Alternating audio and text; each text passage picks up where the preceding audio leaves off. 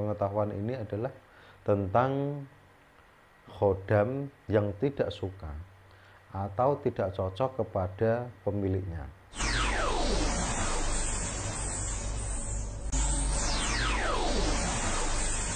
Bismillahirrahmanirrahim. Assalamualaikum warahmatullahi ta'ala wabarakatuh. Salam dari Kang Ali Zubaidi Demak.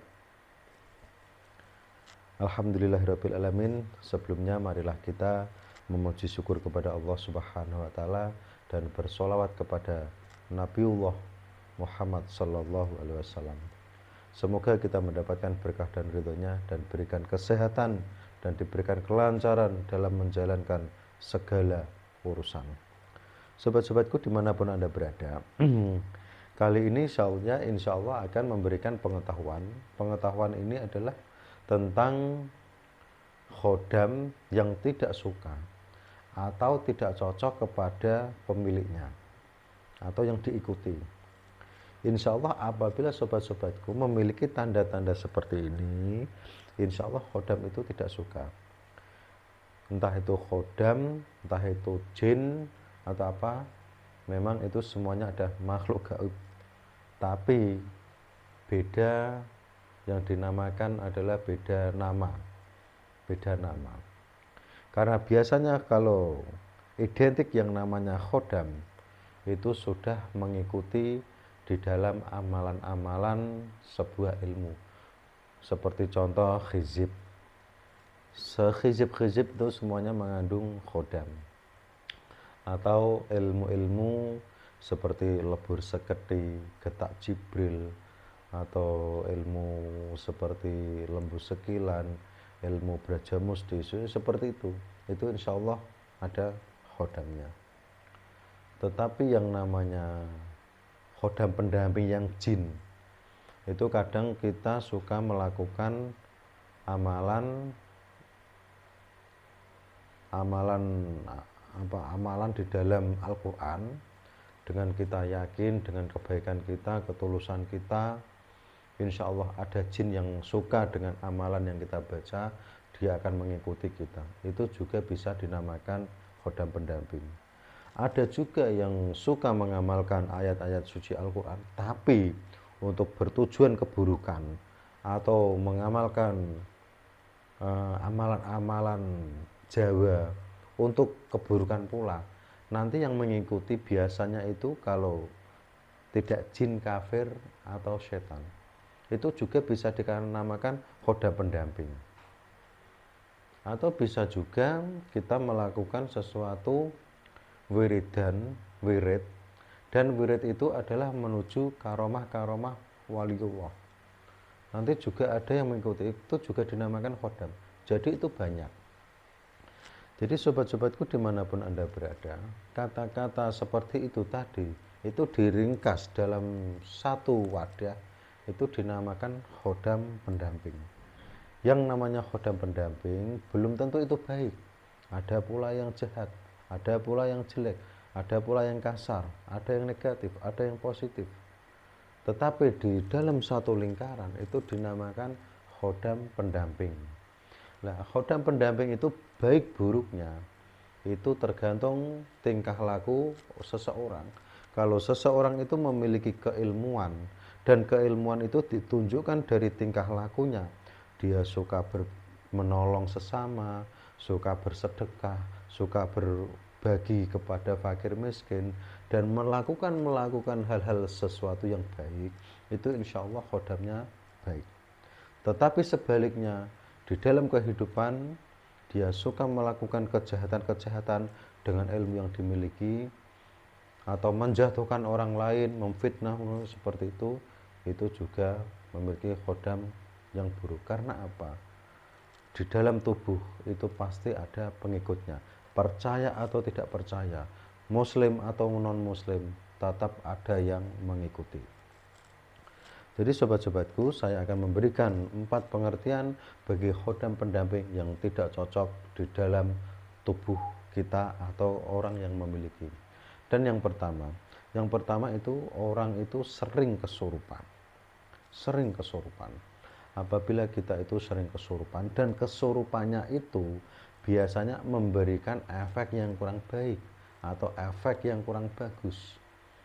Itu juga dia tidak cocok, tidak nyaman dengan diri kita. Tetapi bagaimana cara kita mengeluarkan? Nah, itu mudah, insya Allah sangat mudah. Dan yang kedua apabila kita sudah melakukan amalan-amalan atau riyadhah, atau kita kepada pergi ke orang pintar diberikan sesuatu, tetapi kita tidak merasakan nyaman dan kita tidak merasakan sehat, tapi kita malah merasakan sakit-sakitan. Insya Allah dengan sakit-sakitan terus menerus, entah itu sakit apalah, kadang sakit itu tidak sewajarnya, itu juga dia tidak nyaman di dalam tubuh kita. Itu yang kedua. Dan yang ketiga itu biasanya orang yang memiliki khodam pendamping yang tidak cocok, yang tidak suka, dia itu suka atau mudah emosional walaupun hal sekecil apapun. Ini saya berikan contoh sedikit kepada sobat-sobatku dimanapun Anda berada. Ini cerita seumpama sobat-sobatku di dalam pekerjaan pabrik, entah itu kantor, entah itu di rumah. Seumpama kita makan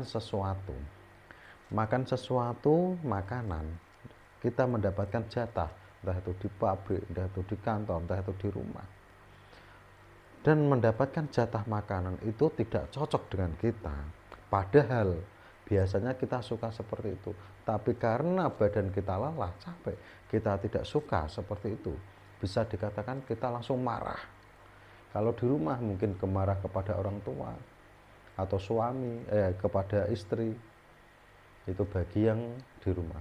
Kalau di kantor mungkin marah-marahnya dengan sendirinya, atau di pabrik juga marah-marah dengan sendirinya.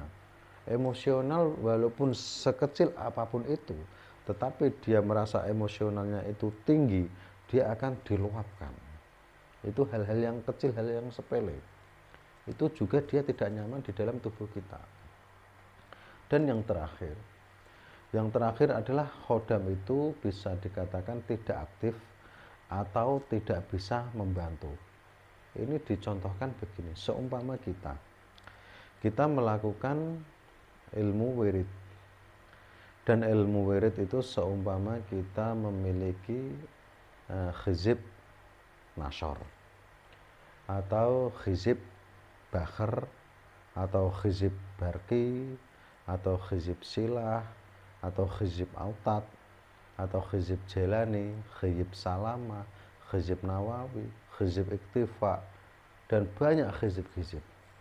Itu insya Allah energinya pasti ada kodamnya. Sedangkan kalau kita sudah memiliki seperti itu, dan itu tujuannya adalah untuk sebagai sarana benteng diri, keselamatan diri, kita sudah yakin, wah saya sudah memiliki seperti ini. Tetapi di waktu kita keluar rumah, seumpama ada kecelakaan, dan kecelakaan itu biasanya sudah terjadi berkali-kali. Itu biasanya hal-hal yang angker. Jadi sobat-sobatku, seumpama kita itu mengalami jatuh, kadang khodam kita tidak aktif, tidak bisa membantu. Tapi semuanya itu Allah Subhanahu wa Ta'ala yang menentukan. Itu cuma sebagai sarana. Bukan sarana itu yang menyelamatkan, atau bukan sarana itu yang membuat kita kecelakaan. Semuanya itu adalah karena Allah Subhanahu wa Ta'ala. Tetapi kita hidup di dunia pasti menggunakan sesuatu sarana. Karena apa? Kita insya Allah sebagai orang Islam, kita untuk melakukan hal-hal yang kebaikan. Jangan sampai kita melakukan hal-hal yang keburukan. Karena sesuatu kita melakukan hal-hal yang keburukan tidak diajarkan dalam agama Islam, itu adalah dilarang agama. Insya Allah dengan pengertian khodam yang tidak cocok di dalam tubuh sobat-sobatku, apabila memiliki 4 seperti ini, insya Allah lebih baik dilepas. Caranya dilepas bagaimana? Konsultasilah kepada orang yang memberi Anda, atau orang yang lebih tahu, lebih mampu untuk menjelaskan. Cukup sekian dari saya, semoga bisa bermanfaat. Wassalamualaikum warahmatullahi taala wabarakatuh. Salam.